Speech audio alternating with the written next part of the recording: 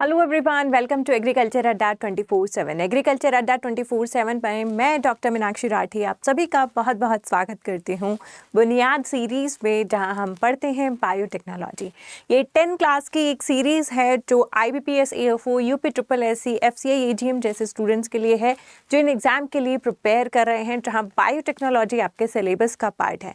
इन 10 classes में आप biotechnology के क्वेश्चंस बहुत ही ईजीली अपने एग्जाम्स में सॉल्व कर पाएंगे। ये कंसेप्ट प्लस MCQ सेशन है, जहाँ पर मैं आपको पहले कंसेप्ट भी समझाती हूँ, क्योंकि बायोटेक्नोलॉजी में रट्टाफिकेशन काम नहीं करता है। साथ साथ उस टॉपिक से क्या MCQ या कैसे MCQs हमारे एग्जाम में बनकर आ सकते हैं, इसके लिए मैं आपको MCQs भी प्रैक्टिस करवाती हूँ। Let's get started with the session को शुरू करते हैं। और आज का जो हमारा टॉपिक है वो है प्लाज्मिड्स, या फिर कहें कि वेक्टर। वेक्टर क्या होता है? वेक्टर का जो लिटरेट मीनिंग होता है वो होता है वाहक, व्हीकल, है ना।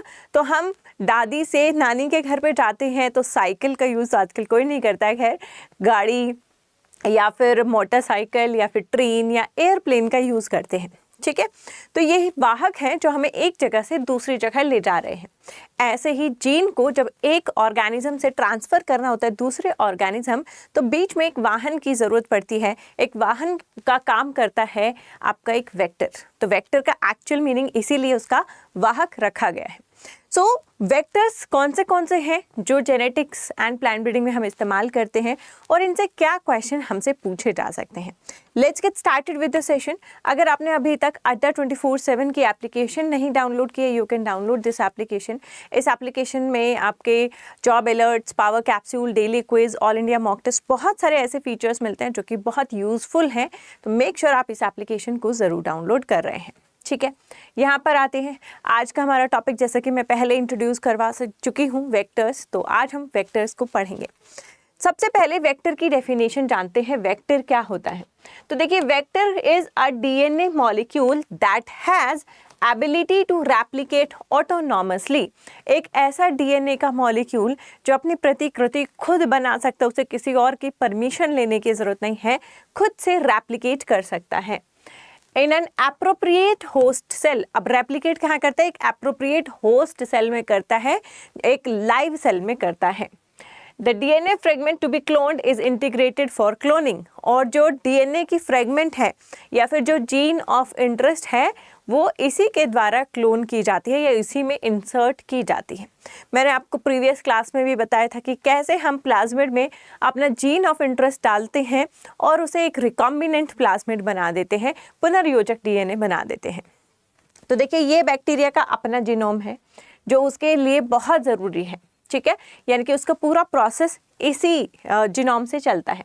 लेकिन इस बैक्टीरिया के पास कुछ सर्कुलर DNA होते हैं। सर्कुलर यानी कि गोल आकार के DNA होते हैं जो एक्स्ट्रा होते हैं, जिनमें ऐसी कोई लाइफ सेविंग जीन नहीं होती कि ये नहीं होगा तो ये बैक्टीरिया मर जाएगा।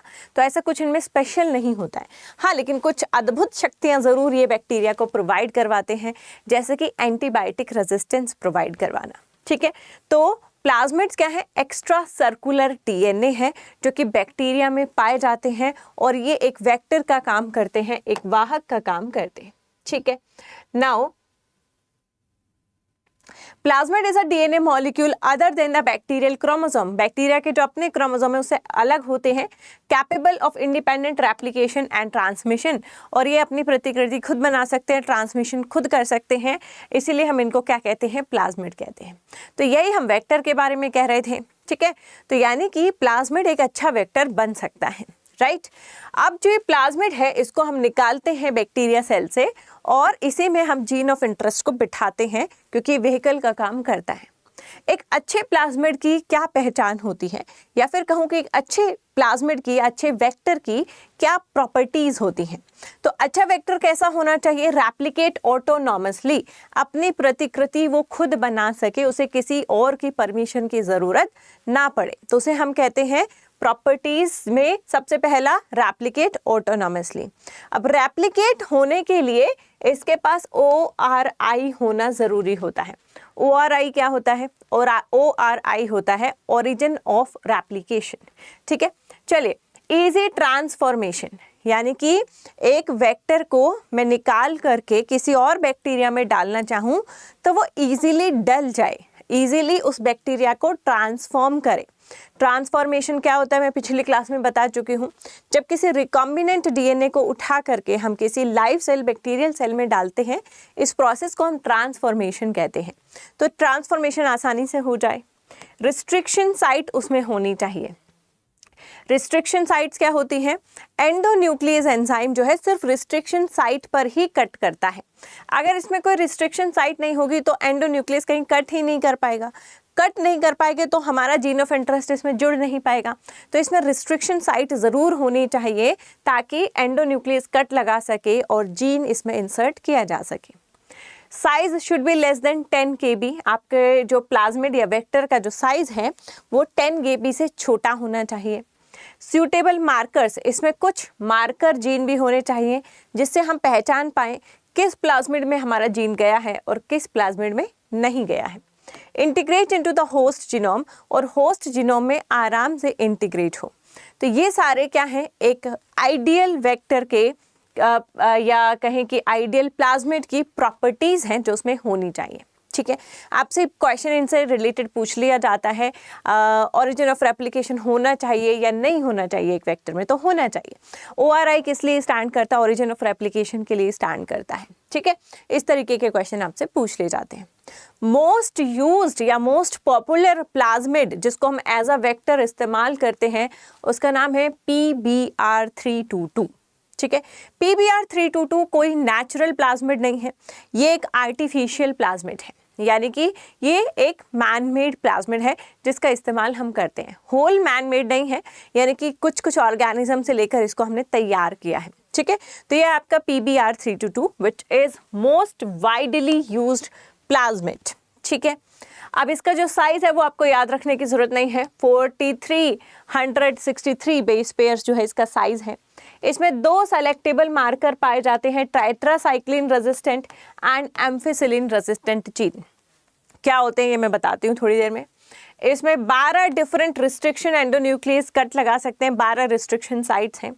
ठीक है, मार्कर जीन जो है इजीली आइडेंटिफाई करने में मदद कर देती है किस में हमारा जीन आया किस में नहीं आया है।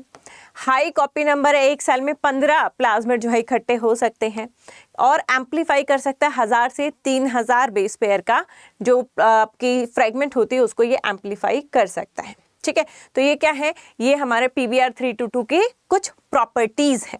राइट नाउ PBr322 में होता क्या है देखिए, तो सबसे पहले देखिए ये है आपका प्लाज्मिड, सर्कुलर है इस तरीके से ना, डबल स्ट्रैंडेड है, सर्कुलर है और डबल स्ट्रैंडेड है इस तरीके से। राइट, सबसे पहले तो इसमें ओरिजिन ऑफ रेप्लिकेशन होना चाहिए। अगर ORI ओरिजिन ऑफ रेप्लिकेशन नहीं होगा तो ये अपनी प्रतिकृति नहीं बना पाएगा। ठीक है, अब इसमें मान लीजिए यहां से यहां तक, ठीक है, यहां से यहां तक ये जीन है जिसका नाम है एम्फिसिलिन रेजिस्टेंट जीन। ठीक है, और यहां से यहां तक एक जीन है जिसका नाम है टेट्रासाइक्लिन रेजिस्टेंट जीन। ठीक है, ये दोनों जीन क्या है? ये दोनों जीन एम्फिसिलिन रेजिस्टेंट जीन और टेट्रासाइक्लिन रेजिस्टेंट जीन ये आपके सेलेक्टेबल मार्कर्स हैं, मार्कर जीन का काम करते हैं। तो मार्कर का काम क्या होता है? जब आप कॉपी में पढ़ते हैं किसी चीज़ को अंडरलाइन कर देते हैं ताकि दोबारा पढ़ें तो आप सिर्फ उन्हीं लाइंस पर फोकस रखें, सारा दोबारा ना पढ़ना पड़े। तो यही काम यहाँ पर इस मार्कर का है। ये हमें आइडेंटिफाई करने में हेल्प करता है कि किस प्लाज्मिड में हमारा जीन ऑफ इंटरेस्ट आया है और किस प्लाज्मिड में हमारा जीन ऑफ इंटरेस्ट नहीं आया है। इसके अलावा इस प्लाज्मिड में कुछ रिस्ट्रिक्शन साइट्स होती है जैसे PST1, E. coli या BAM-H1। ठीक है, यानी कि देखिए यहाँ पर आपका जो ये प्लाज्मिड है ना, इस प्लाज्मिड में जो एम्फिसिलिन रेजिस्टेंट जीन है उसी के अंदर यहाँ पर एक रिकॉग्निशन साइट है। ये रिकॉग्निशन साइट किसकी है? PST1 की है। ठीक है, PST1, यहाँ पर PST1 आकर कट लगा सकता है। ऐसे ही यहाँ पर जो रिकॉग्निशन साइट है ये साइट है आपकी BAM-H1।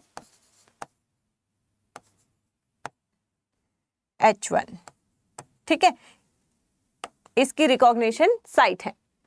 तो बेसिकली ये आपके क्या है, एंडोन्यूक्लियस एंजाइम है। PST1 क्या है, एंडोन्यूक्लियस एंजाइम है, जो कि यहाँ पर कट लगा सकता है, मतलब वो कट जहाँ पर लगाएगा उस साइट का जो रिकॉग्निशन साइट है वो यहाँ पर आपको मिलती है। ठीक है, ये क्या है, आपका एक प्लाज्मिड है। इस PBr322 के प्लाज्मिड को हमने सबसे पहले क्या करना है, यहाँ से DNA लेना है। ठीक है, यहाँ से DNA लिया। अब DNA में मैंने कट लगवाया PST1 एंजाइम से, और ये मेरा DNA कट गया। ठीक है, जो चाहिए था वो DNA मुझे मिल गया, और मुझे पता है किसने कट लगाया है, PST1 ने कट लगाया है, और इसको हम बोलते हैं GOI, जीन ऑफ इंटरेस्ट। ठीक है, अब सेम PST1 से कट हम यहाँ पर लगाएंगे इस प्लाज्मिड में। ठीक है, क्योंकि जो सेम रिस्ट्रिक्शन एंडोन्यूक्लियस आपने जीन आइसोलेट करते टाइम इस्तेमाल किया है, वही सेम रिस्ट्रिक्शन एंडोन्यूक्लियस एंजाइम का इस्तेमाल आपको यहाँ पर करना है कट लगाने के लिए। तो हमारा जो PST1 जो एंजाइम है वो यहाँ पर आता है और यहाँ पर इसको कट कर देता है। ठीक है, तो यहाँ पर क्या हो गया, आपका यहाँ पर कट हो गया इस तरीके से, राइट। ये पोर्शन आपका कट जाता है।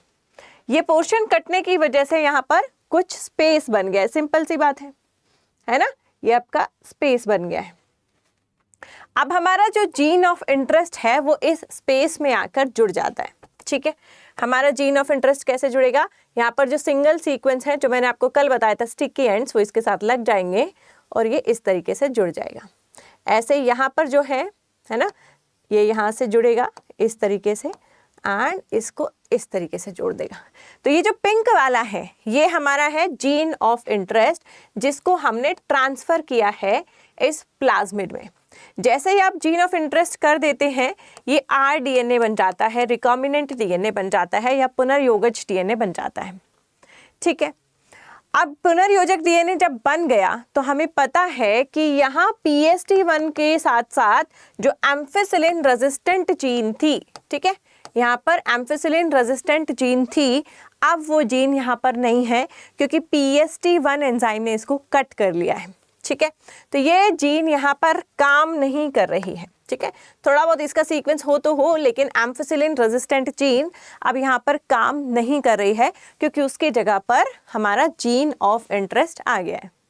ठीक है, अब यहाँ पर क्या होता है कि अगर मैं इस प्लाज्मिड को सबसे पहले किसी बैक्टीरिया में ट्रांसफर करूंगी, ठीक है, it is transferred to a bacteria.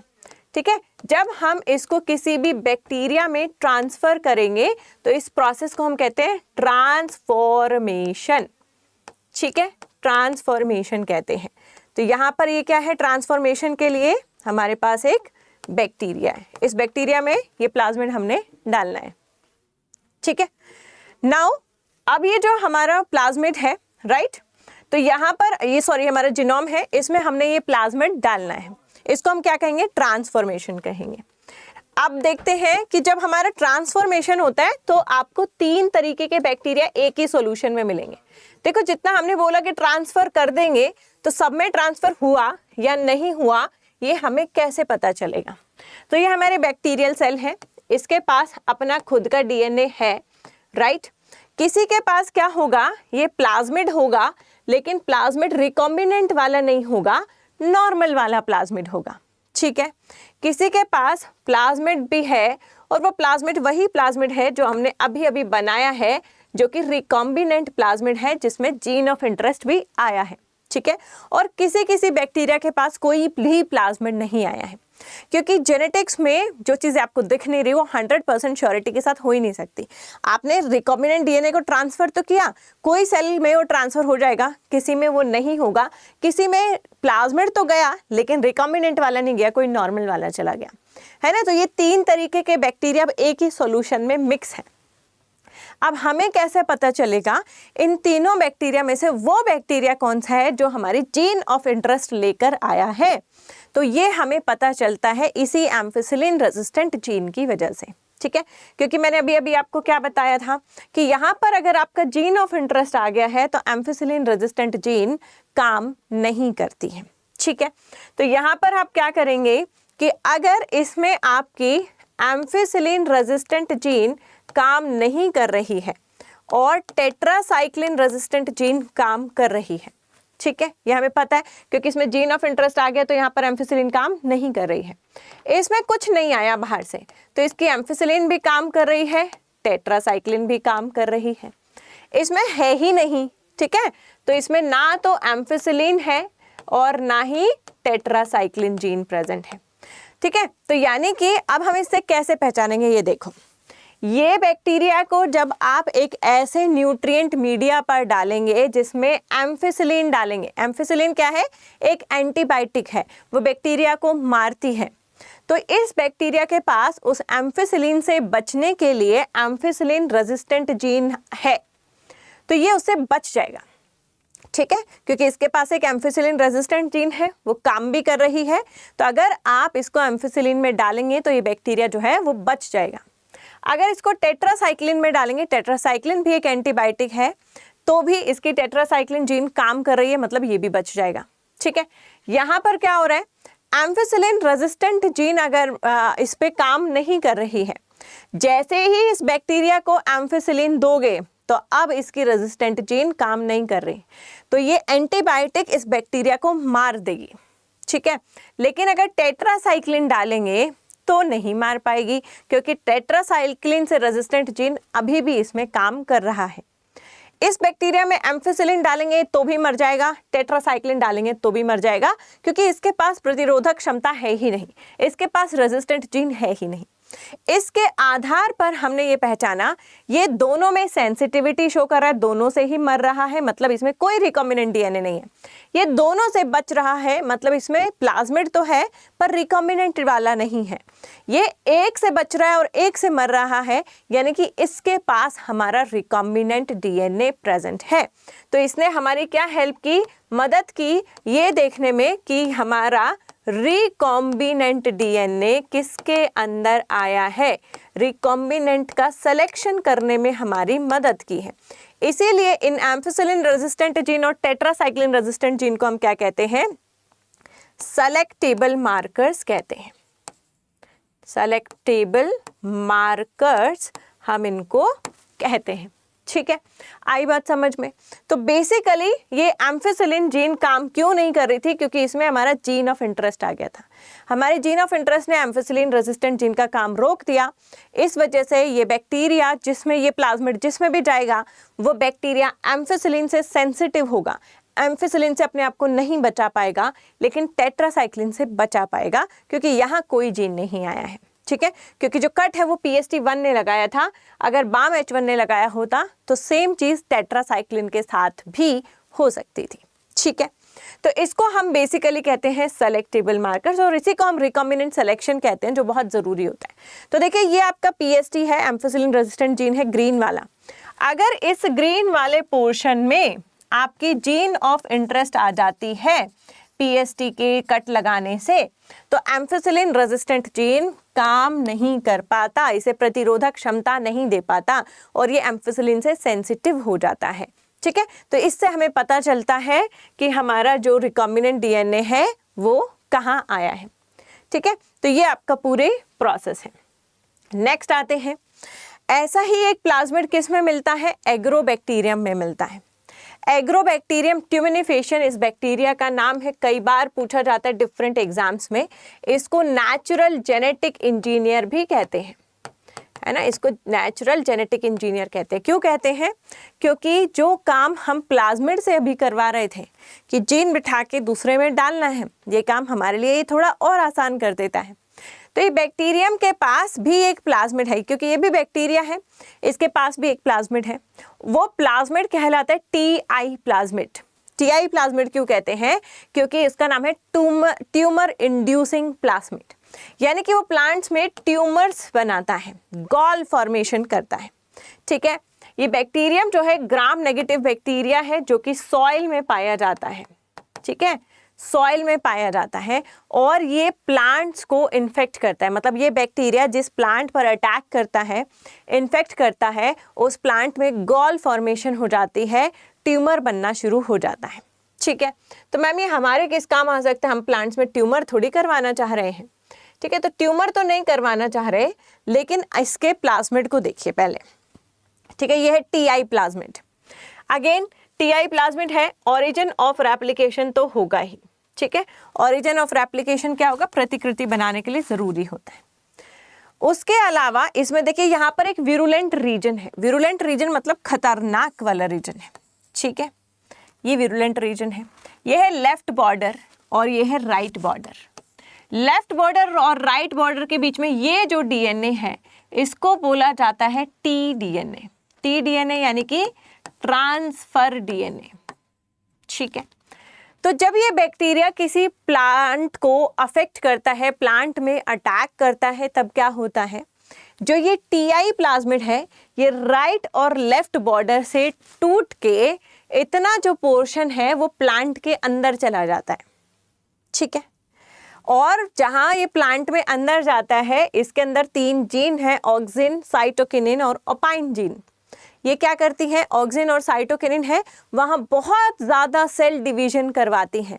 जब बहुत ज़्यादा सेल डिवीजन होता है तो प्लांट में गॉल फॉर्मेशन होता है, ट्यूमर फॉर्मेशन होता है। तो इस तरीके से ये प्लांट में ट्यूमर करवा सकते हैं। हमें लगे तो बहुत अच्छी टेक्निक है, हम भी तो यही कर रहे थे अभी जीन के साथ, है ना। तो हम कहते हैं अगर इस टी डीएनए की जगह जो प्लांट में ट्यूमर करवा रहा है हम अपना जीन इसके ऊपर रखकर भेजें तो हमारा जीन भी चला जाएगा, चांदी चांदी हो जाएगी, है ना। तो इसका इस्तेमाल किया हमने जेनेटिक इंजीनियरिंग में, राइट। तो देखो यहाँ पर हुआ क्या है, पहले हम इस प्लाज्मिड को डिसआर्म करते हैं, ठीक है। आपके सामने कोई दुश्मन है, सबसे पहले क्या करोगे, उसके अस्त्र शस्त्र उससे छीनोगे ताकि वो आप पे अटैक ना कर पाए। इसका शस्त्र है टी डीएनए। टी डीएनए से ये प्लांट में ट्यूमर करवा सकता है, कैंसर करवा सकता है, गॉल फॉर्मेशन करवा सकता है। हम इसके इस टी डीएनए को काट कर अलग निकाल देते हैं, इसको कहते हैं डिसआर्मिंग ऑफ प्लाज्मिड, ठीक है। तो देखो ये आपका नॉर्मल प्लाज्मिड है, ठीक है। इस नॉर्मल प्लाज्मिड में टी डीएनए का रीजन है जो कि कट कर प्लांट में जाता है अपने आप। इसके पास ये टेक्निक है कि इस टी डीएनए को काट के अपने आप प्लांट में भेज सकता है। हमने क्या किया, इस टी डीएनए को यहाँ से काट दिया, ठीक है। इस टी डीएनए को यहाँ से काट दिया और हटा दिया, ठीक है। तो अब ये जो है हमारा क्या हो गया, डिसआर्म्ड हो गया है। अब इसके पास टी डीएनए नहीं है, ये प्लांट में ट्यूमर नहीं करवा सकता है। और यहाँ पर जो एक खाली जगह बची है इसको हम भर देते हैं। किससे भर देते हैं, अपनी जीन कंस्ट्रक्ट से भर देते हैं, यानी कि उसमें अपने मतलब की जीन डाल देते हैं। तो अब ये क्या करेगा, ये राइट और लेफ्ट बॉर्डर को काटेगा और टी डीएनए की जगह हमारी जीन को प्लांट में डाल देगा। तो प्लांट में ट्यूमर भी नहीं होगा क्योंकि उसमें टी डीएनए नहीं है और हमारी जीन इजीली ट्रांसफर भी हो जाएगी। तो इसको हम कहते हैं जेनेटिक इंजीनियर, ठीक है। तो 1 मिनट, क्वेश्चन से पहले ये चीज़ मैं आपको एक बार बोर्ड पे बता देती हूँ, ठीक है। तो बेसिकली हुआ क्या, ये हमारा टीआई प्लाज्मिड है, ट्यूमर इंड्यूसिंग प्लाज्मिड, ठीक है। टीआई प्लाज्मिड के पास ये जो पिंक वाला रीजन है, ठीक है, ये वाला कट के प्लांट में शिफ्ट होता है, इसीलिए इसको टी डीएनए कहते हैं। ये कट जाता है, प्लांट में जाता है, प्लांट में जा करके ये क्या करता है, टी डीएनए ट्यूमर करवाता है, ठीक है, ट्यूमर करवाता है। हमने क्या किया, इसका सबसे पहले तो टी डीएनए हटा दिया, इसको बोलते हैं डिसआर्मिंग, ठीक है। उसके अस्त्र शस्त्र ले लिए, उसके बाद यहाँ पर इस टी डीएनए की जगह रखा अपना जीन ऑफ इंटरेस्ट, ठीक है। अब क्या करता है, अब ये इस जीन ऑफ इंटरेस्ट को प्लांट में भेज देता है और हमारा जीन ऑफ इंटरेस्ट जो भी करना चाहे, जिसके लिए हमने इसको भेजा है, वो काम हो जाता है, ठीक है। तो यानी कि बस हमने टी डीएनए को हटा के अपना जीन ऑफ इंटरेस्ट लगाना है, बाकी का काम ये बैक्टीरिया खुद ही कर देता है, ठीक है। तो ये है एग्रोबैक्टीरियम ट्यूबिनिफिकेशन का काम, राइट। चलिए अब इससे रिलेटेड कुछ क्वेश्चंस करके देखते हैं कि किस तरीके के क्वेश्चन जो है हमारे एग्जाम में आ सकते हैं। पहला क्वेश्चन आप लोगों के सामने है, which of the following plasmid is used in genetic engineering of the plant. इनमें से कौन सा प्लाज्मिड है जो जेनेटिक इंजीनियरिंग में इस्तेमाल किया जा सकता है। PUC19 है, TI प्लाज्मिड है, F प्लाज्मिड है या फिर R प्लाज्मिड है। देखिए यहाँ पर प्लांट्स पूछा है, ये सभी प्लाज्मिड काम आ सकते हैं जेनेटिक इंजीनियरिंग में, पर यहाँ स्पेसिफिकली क्या पूछा है, प्लांट पूछा है। प्लांट में कौन काम करता है, टीआई प्लाज्मिड काम करता है, क्योंकि ये सिर्फ प्लांट्स को ही अफेक्ट करता है, ये जो बैक्टीरिया है जिसमें टीआई प्लाज्मिड मिलता है। ठीक है, तो राइट आंसर क्या होगा, बी हमारा राइट आंसर होगा। नेक्स्ट आते हैं, the TI plasmid is found in which bacterium, TI plasmid किस बैक्टीरिया में पाया जाता है, तो टीआई प्लाज्मिड एग्रोबैक्टीरियम ट्यूमीफेशियन में पाया जाता है। तो सी यहाँ पर क्या होगा, हमारा राइट आंसर होगा एग्रोबैक्टीरियम ट्यूमीफेशियन। ठीक है, नेक्स्ट क्वेश्चन पर आते हैं, question number 3। In TI plasmid the gene responsible for tumour formation in plants is located in, TI plasmid में जो जीन ट्यूमर बनाने के लिए रेस्पॉन्सिबल है वो कहाँ स्थित है, ORI में स्थित है, RI में स्थित है, VRI में स्थित है या TDNA में स्थित है, तो भाई वो TDNA में स्थित है। ठीक है, TDNA में क्या होता है, TDNA में इसमें 3 जीन पाई जाती हैं, एक जो साइटोकाइनिन बनाती है, एक जो ऑक्सिन बनाती है और एक जो ओपाइन बनाती है। ये तीनों जीन मिलकर क्या करती हैं, ये तीनों जीन मिलकर सेल डिवीजन करवाती हैं। ठीक है, सेल डिवीजन कराती हैं, जिससे क्या होता है, गॉल फॉर्मेशन होता है, ट्यूमर बनती है, तो वो इसी के कारण होती है। ठीक है, क्योंकि जिसमें ऑक्सिन और साइटोकिनिन ज्यादा होंगे, प्लांट हार्मोन है, वहां पर सेल डिवीजन अपने आप ही एक्स्ट्रा होगा। ठीक है, नेक्स्ट आते हैं, what does TI in the TI plasmid stands for, TI plasmid में टीआई क्या होता है, tumour inducing, transfer inducer, trait insert, transcription inhibitor. तो टीआई का मतलब होता है सिंपल ट्यूमर इंड्यूसिंग। ठीक है, सो ए यहां पर क्या होगा, राइट आंसर होगा, सॉरी ए यहां पर राइट आंसर है। आरआई प्लाज्मिड, जैसे टीआई प्लाज्मिड होता है ऐसे ही एक आरआई प्लाज्मिड भी होता है। आरआई प्लाज्मिड गॉल फॉर्मेशन या ट्यूमर फॉर्मेशन नहीं करता है, बल्कि वो क्या करता है, हेयरी रूट्स जो है प्लांट में वो बनाता है, यानी कि रूट इंडक्शन करता है। प्लांट की जो रूट्स है बहुत ज़्यादा हेयरी हो जाती हैं, तो रूट इंडक्शन इन प्लांट्स कौन करता है, आपका आरआई प्लाज्मिड करता है। तो बिल्कुल सेम तरीके से जैसे ट्यूमर इंड्यूसिंग ट्यूमर इंड्यूस करता है। नेक्स्ट आते हैं, Which one of the following is not naturally occurring plasmid? इनमें से कौन सा ऐसा प्लाज्मिड है जो नेचुरली नहीं होता है। तो देखिए टीआई प्लाज्मिड तो एग्रोबैक्टीरियम ट्यूमीफेशियन में पाया जाता है। ठीक है, आरआई प्लाज्मिड एग्रोबैक्टीरियम राइजोजीन में पाया जाता है। PBr322 एक लैब में बनाया गया प्लाज्मिड है और F प्लाज्मिड एक सेक्स प्लाज्मिड होता है, यानी कि ये सेक्स डिटरमिनेशन में काम आता है, इट इज मेल और फीमेल। ठीक है, तो यहाँ पर क्या मतलब not sex determination but at that time जो सेक्स पिलाई होती है उनकी फॉर्मेशन में काम आता है। ठीक है, सो यहाँ पर राइट आंसर होगा आपका PBr322। ये क्या है, आपका एक लैब ग्रोन प्लाज्मिड है जो कि नेचुरल प्लाज्मिड नहीं है। सबसे ज्यादा यही प्लाज्मिड इस्तेमाल किया जाता है जब हम जेनेटिक इंजीनियरिंग की बात करते हैं। ठीक है, next 7th question, Agrobacterium tumefaciens primarily affects which type of plant. ये एग्रोबैक्टीरियम ट्यूमिनिफेशन किस तरीके के प्लांट को अटैक ज्यादा करता है। ठीक है, तो देखिए वे प्लांट्स में अटैक करता है डाइकॉट प्लांट्स को, जिनमें द्विपत्री बीज होते हैं, डाइकॉट प्लांट्स होते हैं, उन पर एग्रोबैक्टीरियम ट्यूमिनिफेशन जो है वो ज्यादा अटैक करता है। तो यहाँ पर आपका राइट आंसर क्या होगा, बी राइट आंसर होगा। व्हाट इज अ प्लाज्मिड, एक प्लाज्मिड क्या होता है। तो प्लाज्मिड क्या है, एक extra small circular DNA molecule है जो कि खुद ऑटोनॉमसली क्या कर सकता है, रेप्लिकेट कर सकता है। ठीक है, ऑटोनॉमसली रेप्लिकेट कर सकता है, सर्कुलर है। ठीक है, और एक्स्ट्रा है, extra chromosomal circular DNA which can self replicate is called as a plasmid, उसको हम प्लाज्मिड कहते हैं। Which of the following is the commonly plasmid in genetic engineering? Commonly used plasmid genetic engineering में कौन सा है। तो सबसे ज़्यादा पॉपुलर और सबसे ज़्यादा commonly used plasmid जो genetic engineering में हम इस्तेमाल करते हैं वो है PBr322। नेक्स्ट आते हैं, which component of plasmid allow its replication independent in a host cell. एक होस्ट सेल में प्लाज्मिड अपनी मर्जी से अपनी प्रतिकृति बना सकता है, अपनी मर्जी से रेप्लिकेट हो सकता है। उसके लिए क्या ज़रूरी है? ORI ज़रूरी है, लैक्सेड जीन ज़रूरी है, विर जीन ज़रूरी है, टाटा बॉक्स ज़रूरी है। तो उसके लिए ORI जो मैंने आपको कई बार बताया पढ़ाते हुए अभी, ओरिजिन ऑफ रेप्लिकेशन होना ज़रूरी है, ताकि वो अपनी प्रतिकृति खुद बना सके, किसी और से उसे परमिशन लेने की ज़रूरत ना पड़े। What feature of plasmid is essential for selecting transformed cells? हमें कैसे पता चलेगा जिस सेल में प्लाज्मिड आया है उसमें हमारा रिकॉम्बिनेंट DNA आया है या फिर कोई नॉर्मल प्लाज्मिड आया है? रिस्ट्रिक्शन साइट की मदद से, एंटीबायोटिक रेजिस्टेंट जीन की मदद से, प्रोमोटर रीजन की वजह से मदद से, या फिर इंट्रॉन सीक्वेंस की मदद से। तो ये हमें किससे पता चलेगा? सेलेक्टेबल मार्कर्स यानी कि एंटीबायोटिक रेजिस्टेंट जीन की मदद से।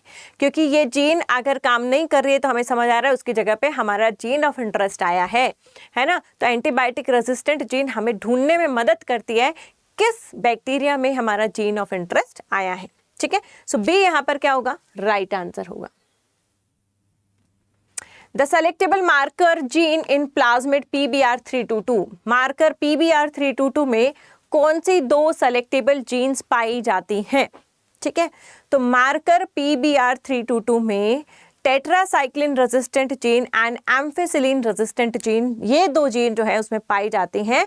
तो यहाँ पर इसके हिसाब से आंसर क्या होगा? बी होगा।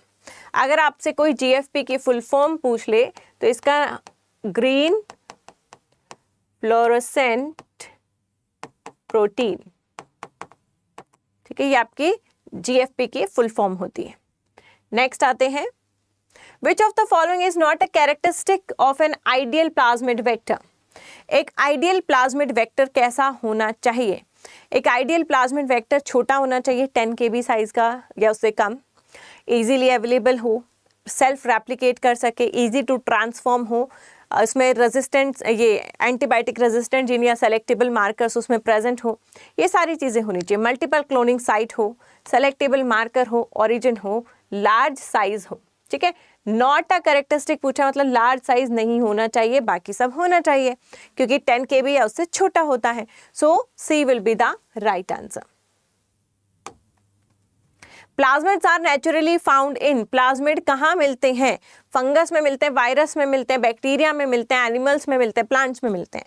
तो प्लाज्मिड जो है ये हमेशा आपको जीवाणु यानी कि बैक्टीरिया से मिलते हैं। सो ए यहाँ पर क्या होगा? अगेन हमारा राइट आंसर होगा। तो ये थे हमारे प्लाज्मिड्स जो आपको होपफुली समझ आए होंगे एंड इससे रिलेटेड जो क्वेश्चन हमारे एग्जाम में देखे जा सकते हैं for IBPS AFO, UPSSSC, FCI AGM3 exam.